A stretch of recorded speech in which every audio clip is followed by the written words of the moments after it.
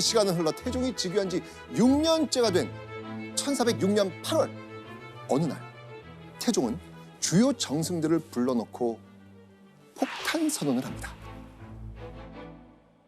어떤 말을 했을까요? 과인이 가장 신뢰하는 신하들에게 내 뜻을 가장 먼저 알리려고 불렀소. 예, 전하. 오늘부로 세자에게 양위를 할 것이오. 전하, 그게 무슨 말씀이시옵니까? 과인은 이미 결단을 내렸소. 지신사, 예, 전하. 지금 당장 세자에게 내 명을 전하고 국세를 전하시오. 전하, 태종이 이제 불과 13살인 세자 양녕대군에게 왕위를 준다는 거였습니다. 갑자기 왜 저러지?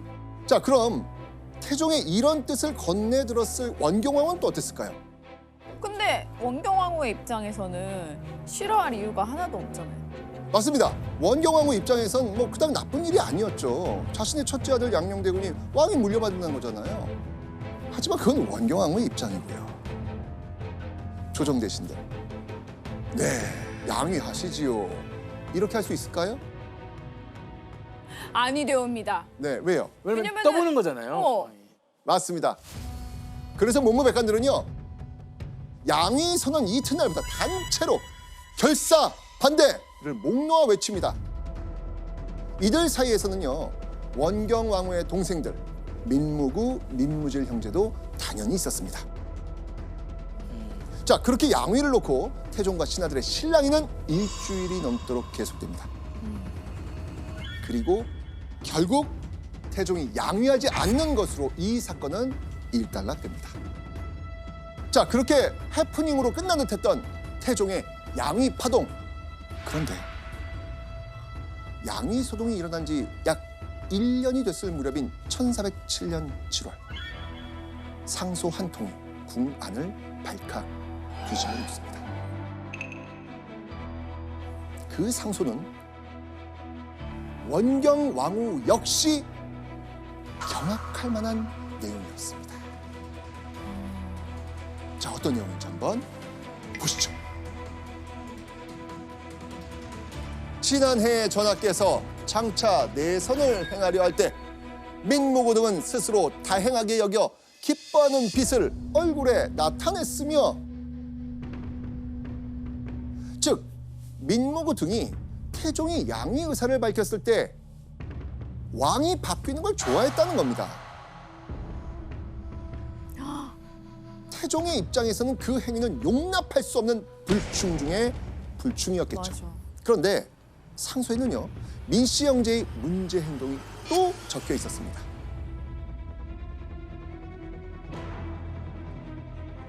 세자 이외에는 왕자 가운데 연기가 있는 자는 없어도 좋습니다 하였다니 금장의 마음을 푸는 것이 명백합니다.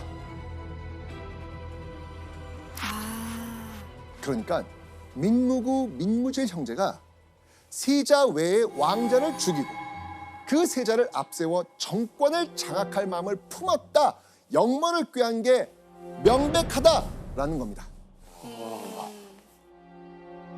근데 여러분들, 이 상소 하나만으로 태종이 처남들을 의심했을까요? 좀 뭔가 쌓인 게 있었나요? 태종은요, 사실 몇 년 동안 이 민씨 형제를 예의주시하고 있었습니다.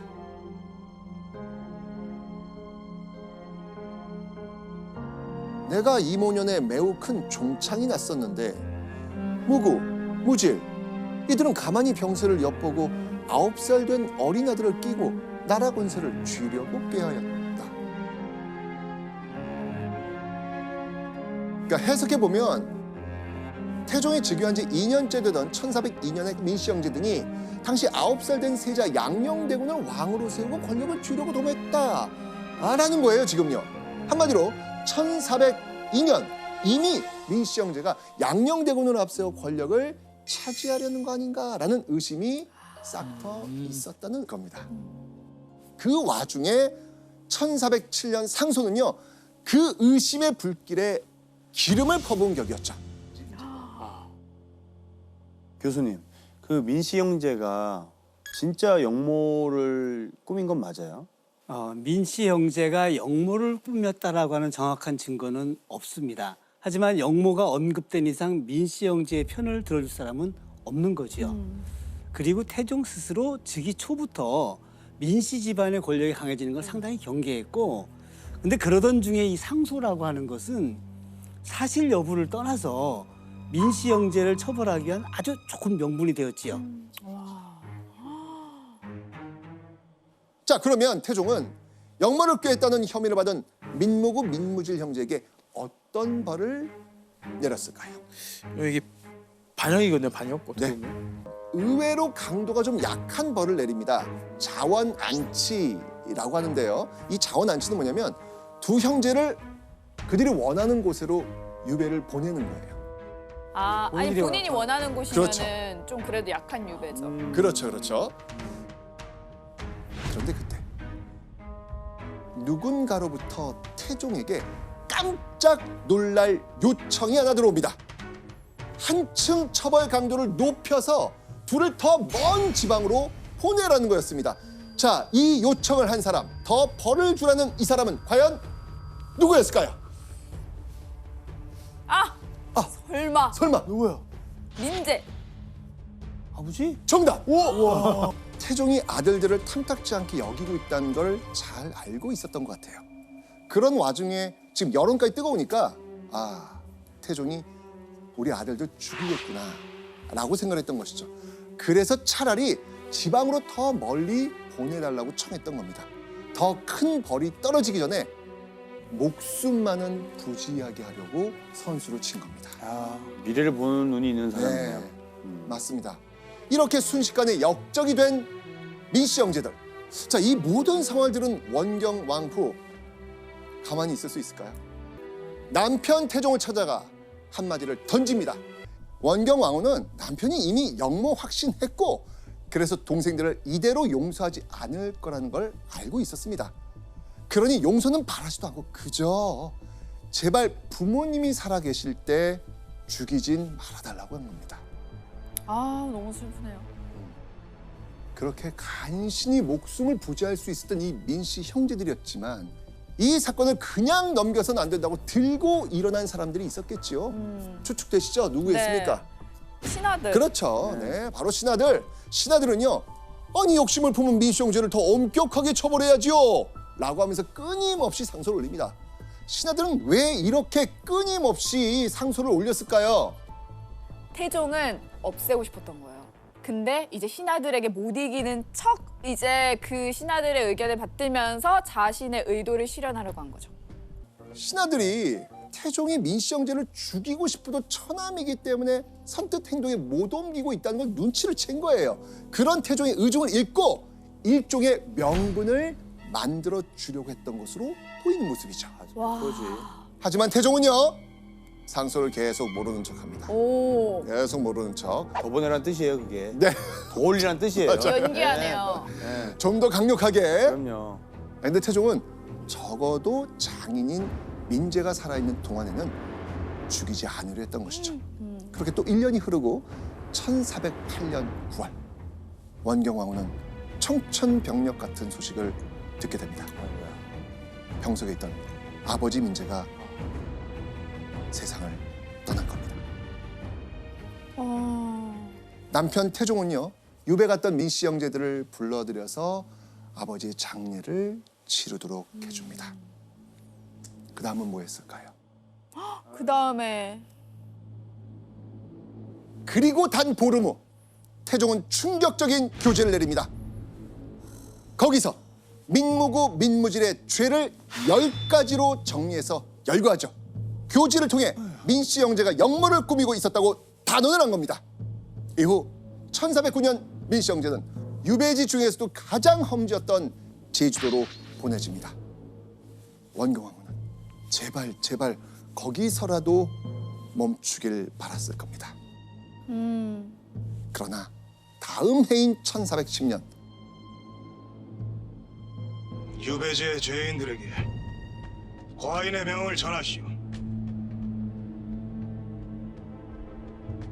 두 죄인에게 차결을 명하오. 결국 민씨 형제에게 자진을 명합니다. 무섭다 진짜. 교수님, 태종이 꼭 처남들을 죽이기까지 했어야 될까요? 그랬던 이유는 세자에 대한 걱정입니다. 양녕대군은 어릴 적 외가에서 커서 민씨 형제들하고 유대 관계가 좋았거든요. 그러니까 민씨 형제들한테 휘둘릴 수도 있으니까 미리 처리한 거고, 태종이 민씨 형제를 처리하기 위해서 일부러 양이파동을 일으키고 상소로 덫을 놓았다라고 보기도 하는 이유가 거기에 있습니다. 자, 그렇게 원경왕후는 한순간에 남동생 둘을 잃고 말았습니다. 이 원경왕후는 남편 태종을 찾아갑니다. 전하가 사람이요. 통곡하면서 원망을 쏟아냅니다. 그렇게 부모님이 살아계실 땐 살려달라고 했는데 매몰차게 자신의 부탁마저 차버린 남편을 보면서 신랄 같은 믿음마저 완전히 깨졌습니다. 아이고야. 자, 그러면 이런 상황 속에서 태종은 가만히 있었을까요? 또 누구 역모로 엮을까 봐 겁나는데요. 원경왕후가 도가 지나치다 라고 하면서 충격적인 말을 합니다. 이 말입니다. 청비가 민무구의 원망을 끼고 여러 번 불손한 말을 하였으니 장차 패출하고자 하였다. 그러나 다만 예전 뜻을 생각하여 스스로 세워지기를 기다리겠다. 원경왕후가 남동생들의 일로 슬픔을 주체하지 못하고 남편을 향해 날선만들을 한 거겠죠. 태종은 그런 원경왕후의 태도가 선을 넘었다고 판단한 겁니다. 왕비인 원경왕후가 남편은 뒷전이고 친정 편만 든다면서 노발대발하는 거예요. 하지만 내가 예정을 생각해서 간신히 참고 있으니 원경왕후는 스스로 반성하고 앞으로는 달라지기를 기다린다. 제발 나서지 말고 남편 뜻에 고분고분 따르라 라고 경고를 날린 거예요. 이제는 정말 남이 되어버렸네요. 그렇죠. 교수님, 그 태종이 마음만 먹으면 바로 폐위시킬 수 있는데 왜 안 한 거예요?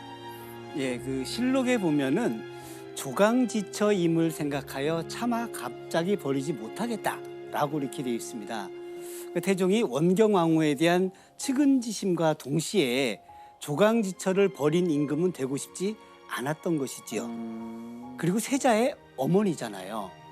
그러니까 다음 보위를 이을 세자를 위해서라도 패비를 할 수는 없었던 것이고, 여기에 민심이 동향에 하여튼 민감했던 상황도 있었습니다.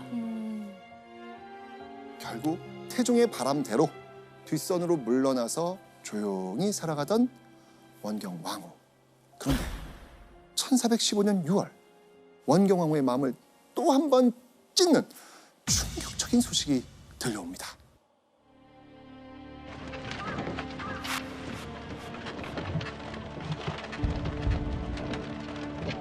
바른 대로 구하지 못하겠느냐? 너희 집안에서 일어난 일을 어찌 모른다고 하는 것이냐? 멈춰라. 아이고. 기어이. 남은 아우들까지 죽이시겠다는 겁니까? 아우들을 살려주시옵소서. 아유. 원경왕후의 살아있는 나머지 두 남동생, 셋째 민무율, 넷째 민무에게 죄가 있다며 붙잡아 조사하기 시작한 겁니다. 대체 이 두 형제는 무슨 죄를 저지른 것일까요? 사건의 발단은 2달 전에 일어납니다. 황주 지역을 다스리던 목사, 사또죠. 염청이라는 사람이 있었습니다. 염청이 데리고 있던 노비가 한 명 있었거든요. 그런데 그 노비가 산호비에서 풀려나고 싶어서 소송을 합니다. 그런데 사헌부에서는 염청의 노비가 맞다라고 염청의 손을 들어줍니다. 그런데 노비가 재심을 요청합니다. 그때 태종이 판결을 내립니다. 아니다. 그 노비는 국가 소속이다. 라고 판결을 한 거예요. 자, 이렇게 해서 왕의 판결로 노비의 신분이 사노비에서 국가 소유가 됐으니까 공노비가 된 거예요. 염치용 입장에서는 어떻게 했어요? 뺏긴 거죠. 그렇죠. 예. 당시 노비는 내 재산이거든요. 사유 재산인데 염치용 입장에서는 재산을 지금 누구한테 뺏긴 거예요? 나라. 나라. 국가에 뺏긴 거잖아요. 그래서 친했던 그 원경왕후의 넷째 남동생 민무에게 하소연을 합니다. 내 노비가 태종의 후궁과 영의종에게 뇌물 바쳐가지고 이 공노비가 된 거다. 나 이거 너무 억울하다. 이거 좀 봐달라. 라고 했던 것이죠. 자신의 노비가 태종 지척의 이들에게 청탁을 했다. 자초지종 좀 알아봐 달라. 라고 하면서 원경왕후의 남동생 민무에게 부탁을 한 거예요. 자, 바로 이런 절친 염치용의 도와달라는 요청을 듣고 민무회가 어떻게 했을까요? 알아봤겠죠. 그렇죠. 궁으로 가서 이런 억울한 사연이 있습니다. 라고 알린 거예요. 아, 근데 이게 말은 돌고 돌아요. 이게 돌고 돌아가지고 누구 귀에 들어갔을까? 태종 귀에 들어간 거예요. 자, 이때 태종의 반응이 어땠을까요? 나의 판결인데 이 판결에 반하는 행동을. 맞습니다. 내가 대신과 첩의 말을 듣고 이를 부당하게 처리했단 말인가? 불같이 화를 냅니다. 태종은요, 당장 민무회와 염치용을 잡아와서 직접 심문합니다. 그리고 얼마 후 태종은 염치용을 의금부에 가혹하라고 명했죠. 그리고 처남 민무회는 일단 석방시킵니다. 오, 일단 자, 근데 그 모든 상황을 지금 중궁전에서 지켜봤겠죠. 누가? 원경왕후. 원경왕후가 행여나 남은 동생들에게 무슨 일이 닥칠까 불안해집니다. 그런데 그때 원경왕후는 피가 거꾸로 솟는 말을 전해 듣게 됩니다. 누군가 태종에게 민무회와 민무율에게 또 다른 죄가 있다면서 고발을 했다는 겁니다. 아, 근데 그 고발한 사람이 너무 충격적이에요. 네. 자신의 동생들을 고발한 사람. 네.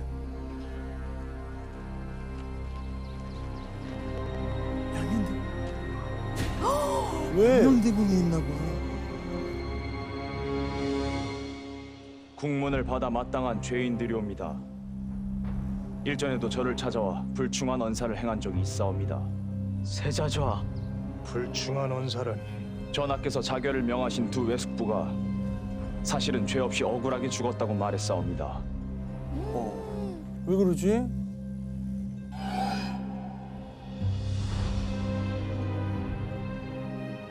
원경왕후의 사랑, 금쪽 같은 큰아들 양녕대군이 외삼촌인 민무회가 한창 탄핵 여론에 휩싸였을 때 아버지 태종에게 바로 이 외삼촌들의 진한 언행을 고자질한 겁니다.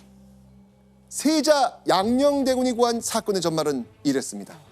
2년 전 원경왕후가 아플 때 세 아들이 병시중을 들고 있었습니다. 그때 민무율, 민무회가 병문안을 왔고요. 세자 양녕대군과 얘기를 나누게 되었죠. 삼촌 민무회는 세자에게 형들이 죽은 게 억울합니다. 라고 하소연을 했습니다. 이때 양녕대군이 뭐라고 했을까? 이렇게 얘기합니다. 외삼촌들의 가문은 깨끗하지 않습니다. 양녕대군은 아버지 태종이 옳은 판단을 했다고 말한 거죠. 근데 이 말을 듣고 넷째 민무회가 발끈해요. 세자조하께서는 우리 가문에서 잘하지 않으셨습니까? 자, 이 말은 무슨 뜻이겠어요? 너도 같은 핏줄이다, 같은 거다. 가족이다. 왜 그렇게 얘기를 하냐? 그렇죠. 너 어릴 때 민씨 집안에 와서 자랐는데 아니 너 우리 편 들어야지 어떻게 그런 말 하냐 섭섭하다 라는 거였죠. 그 순간 양녕대군의 얼굴이 확 굳어집니다. 듣기에 거북스러웠던 것이죠. 그때 같이 있던 셋째 민무율은요 세자의 표정을 보고선 동생이 말 실수했구나 라고 하면서 등골이 오싹해졌습니다. 그래서 이렇게 얘기하죠. 잡다민이 잊어버리시길 바랍니다. 놀랬던 거예요. 자, 그렇게 삼촌과 조카 사이의 일로 영영 묻힐 줄 알았던 그날의 일. 그런데 2년이 흐르고 양녕대군이 직접 그 일을 끄집어내서 태종 앞에서 삼촌들이 이런 생각을 하고 있으니 처벌해야 됩니다 라고 고한 거였어요. 교수님, 근데 양녕대군이 왜 굳이 삼촌과의 어떤 일들을 다 일러바친 거예요? 이거는 양녕대군의 정치력이 좀 보이는 장면입니다. 이 시기가 양녕대군이 여자 문제를 아버지 태종에게 미움을 받고 있던 시기입니다. 그러니까 양녕의 입장에서는 아버지 태종이 눈에 들어야 되는 그런 행동 보였던 거지요. 자기가 살기 위해서 그렇죠. 삼촌을 또 그 어린아이 그것도 판단을 했네요. 그러니까 양녕도 정치인입니다. 그러니까 그 어린 나이에 예. 자, 이 세자 양녕대군의 얘기를 들은 태종은요, 죄가 있다면서도 처벌을 망설입니다. 그러면 신하들은 어떻게 했을까요? 처벌해야 됩니다. 무조건 처벌해야 됩니다. 처벌해야 됩니다. 네. 그러니까 왕과 왕세자를 모욕한 민씨형제를 그냥 둘 수 없다면서 한 달이 넘도록 민씨형제를 죽이라고 상소를 올립니다. 결국 태종은 민씨형제의 관직을 거두고 유배를 보냅니다. 그리고는 1416년 1월 13일 태종에게서 이런 명이 떨어집니다. 도망가지 못하게 하고 만약 자진하고자 하거든 말리지 말라. 이게 무슨 뜻이겠습니까? 알아서 죽어라. 죽으란 뜻이에요. 자결해라 이거잖아요. 죽으란 뜻이에요. 맞습니다. 이로써 원경왕후는 앞서 두 남동생을 잃은 지 6년 만에 마지막 남은 두 남동생마저 잃게 됩니다.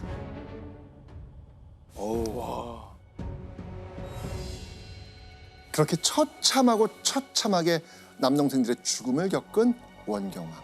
모든 걸 체념한 듯 조용히 살려고 노력합니다. 1418년 태종이 세종에게 양위하고 상황으로 물러나자 원경왕후는 대비가 됩니다. 그리고 얼마 후 큰 병을 얻어서 시름시름 앓게 됩니다. 근데 이때요, 이 시름시름 앓고 있는 원경왕후 옆을 지킨 사람이 있었습니다. 누굴까요? 뭔가 예상한데 말하기가 싫어요. 태종? 설마. 맞습니다. 아이러니하게도 그 시름시름 앓고 있는 원경왕후 옆에 그녀를 지키고 있었던 사람은 바로 남편 태종이었습니다. 태종은 틈날 때마다 아내를 병간호했다고 하죠. 하지만 그 모든 게 부질없다는 듯 1420년 원경왕후는 한많은 세상과 작별을 합니다. 그녀의 나이 56세였습니다. 한때 같은 뜻을 품고 같은 목표를 향해 달렸던 원경왕후와 태종부부. 오랫동안 곁에서 헌신하고 보듬어준 조강지처와 처가 가족들이었지만 태종은 그 아내와 가족을 정치적 계산으로 완전히 박살을 냈습니다. 권력이 품은 매정함에 대해 생각해 볼 수 있는 시간이